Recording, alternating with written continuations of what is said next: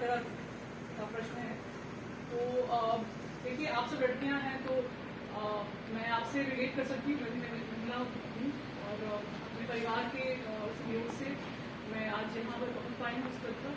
तो मुझे डेफिनेटली लगता है कि बच्चियों में कुछ करने की दृढ़ निश्चय तो होना ही चाहिए, साथ ही साथ उनके परिवार वालों को उनको सपोर्ट करना बहुत आवश्यक है। क्योंकि अगर परिवार वाले ही सोचेंगे कि बच्चियाँ पढ़कर शादी ही करना है और फिर घर ही चलाना है, तो आगे आप करियर में कोई भी मुकाम हासिल नहीं कर पाएंगे। तो आप जो शिक्षा ले रही हैं, ये शिक्षा कहते हैं कि महिला को शिक्षित करने से सिर्फ आप एक मनुष्य को शिक्षित नहीं करते, पूरे परिवार को शिक्षित करते हैं। क्योंकि जब आपकी शादी होगी और बच्चे होंगे, परिवार बढ़ेगा, तो आप ही उन बच्चों को पढ़ाएंगी, आगे बढ़ाएंगी। तो समाज में तो हर महिला का योगदान होता ही है, लेकिन महिला स्वयं के लिए क्या कर सकती है, स्वयं का सशक्तिकरण किस प्रकार कर सकती है, वो तभी पॉसिबल है जब आप आर्थिक रूप से अपने पैरों पर खड़ी हो सकें और अपने जीवन के जो निर्णय हैं वो आप स्वयं ले सकें। जब तक आपके निर्णय कोई और आपके जीवन में ले रहा होगा, चाहे वो आपका पति हो या आपके पिता हो या आपके भाई हो या कोई भी हो, तब तक आप पूर्ण रूप से स्वतंत्र और सशक्त नहीं हो पाते। तो आज कुछ भी आपसे कहा जाए आपके जीवन के बारे में निर्णय लेने के लिए, तो ये शक्ति एक एजुकेटेड और सशक्त महिला के पास होनी चाहिए कि वो सोच समझ के उस निर्णय को अपने जीवन के बारे में, जो अपने स्वयं के बारे में है, वो ले सके।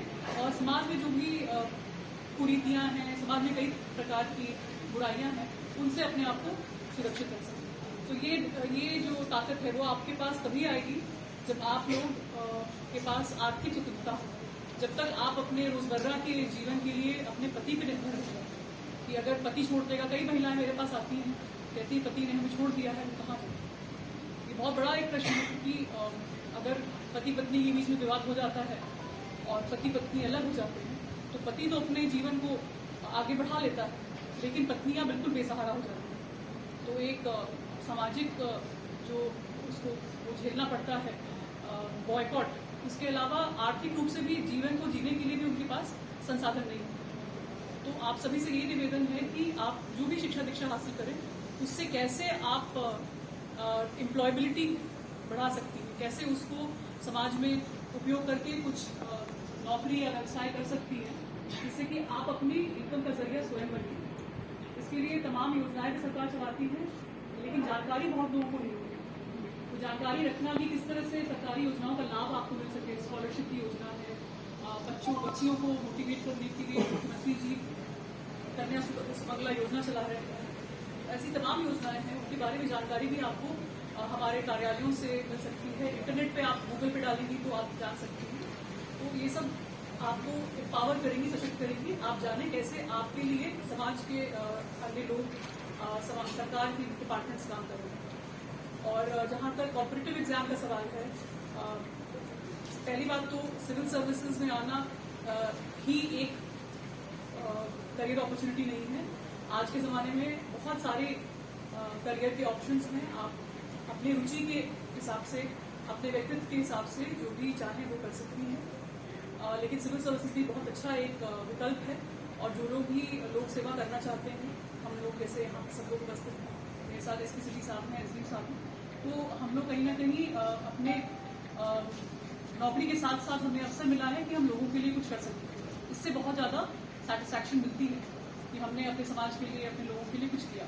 तो अगर आप में भी वो रुझान है कि प्रशासन में आकर के आप समाज के लिए कुछ करना चाहें, तो आप सिविल सर्विसेज की हिस्सा बन सकती हैं कॉम्पिटिटिव एग्जाम्स देने के माध्यम से। तो इसमें पीसीएस होता है और ऑल इंडिया सर्विसेज होती हैं, यूपीएससी जो कंडक्ट करती है।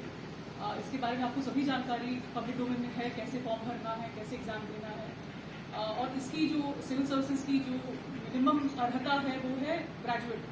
जो भी व्यक्ति ग्रेजुएट है, बीए, बीएससी, बीकॉम किया है, वो एग्जाम को दे सकता है। लेकिन क्योंकि बहुत कंपटीशन होता है, इसमें बहुत कम सीट्स होते हैं, बहुत ज़्यादा लोग होते हैं, तो प्रतिस्पर्धा बहुत ऊंची रहती है। तो आपकी तैयारी और मेहनत भी उस स्तर की होनी चाहिए कि आप मात्र 500 सीट के लिए 5 लाख आवेदन पड़ते हैं, तो उस लेवल की जो कंपटीशन है उसको आप क्रैक कर सकें। तो इसमें आप कॉलेज के डेज से ही अपने सामान्य ज्ञान को अच्छा रखिए। जो जनरल नॉलेज, जनरल अवेयरनेस होती है आपके आसपास, आपके जिले में, आपके देश में क्या हो रहा है, उसके लिए न्यूज़पेपर्स, मैगजीन्स पढ़िए, जानकारी रखिए। कोई एक सब्जेक्ट में आपका कमांड होना चाहिए, चाहे वो हिंदी हो या संस्कृत हो या कोई भी सब्जेक्ट जो आपकी चॉइस का है, उस पर आपका पूरा एक पेपर तैयार होना चाहिए। और समाज के बारे में सोचना शुरू करिए, किस तरह से हम समाज को बेहतर कर सकते हैं, क्योंकि सिविल सेवा में जाने के लिए इंटरव्यू का भी एक पार्ट होता है, जहाँ पर कमीशन जो है वो आप कैंडिडेट्स को बुलाता है, उनसे बातचीत करके उनके व्यक्तित्व के बारे में भी जानकारी करना चाहता है। एक ऑलराउंड पर्सनालिटी को ही कमीशन भी रेकमेंड करता है इस सेवा में आने। तो सिविल सेवा के बारे में मैं ये बता सकती हूँ, मैंने अपनी तैयारी दिल्ली से की थी और मैंने यूपीएससी का एग्जाम दिया था, इंग्लिश मीडियम से दिया था और हिस्ट्री और सोशियोलॉजी सब्जेक्ट से दिया था। और मैं भी आपकी तरह ही यूजी पीजी किया मैंने साइंस में दिल्ली यूनिवर्सिटी से, लेकिन ध्येय था कि आईएएस में आना है, तो फिर तैयारी की और आज आईएएस में यहाँ आई हूँ।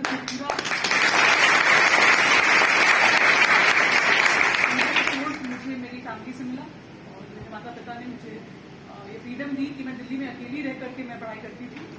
और बहुत लोग ये अलाउ नहीं करेंगे, क्योंकि दिल्ली का भी जो क्राइम रेट है महिलाओं के प्रति बहुत ज़्यादा है, वहाँ पे कई तरह की चीज़ें होती रहती हैं। लेकिन अगर मन में आपने ठान लिया है कि आपको कुछ करना है, आप खुद सेफ रहिए, तो आप समाज भी सेफ रहेगा।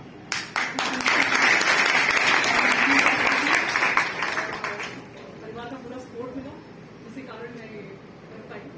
तो इसलिए मैं सभी से अपील करूँगी कि आप सब, बहुत सारी यहाँ पे विवाहित महिलाएं भी देख रही हूँ, तो आप सबके पास बहुत रिस्पॉन्सिबिलिटी परिवार का भी और पढ़ाई भी कर रही है, तो आपको समय निकालना होगा। अगर आगे कुछ करना है, पढ़ाई के लिए, करियर के लिए अपना थोड़ा समय अपने लिए निकालना होगा, ताकि आपका जीवन अच्छा हो सके। इन्हीं शब्दों के साथ बहुत बहुत धन्यवाद मुझे बुलाने के लिए।